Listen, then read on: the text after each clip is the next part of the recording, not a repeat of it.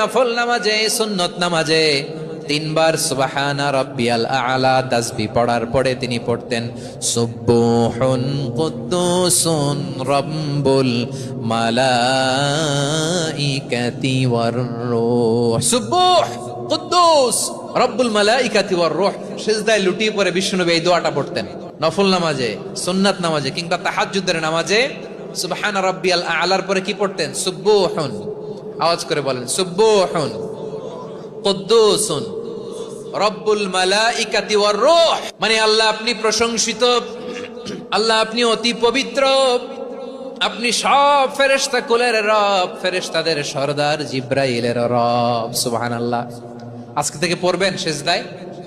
হ্যাঁ, বারোখালীবাসী পড়বেন নাকি হুজুর নামাজই তো পড়ি না?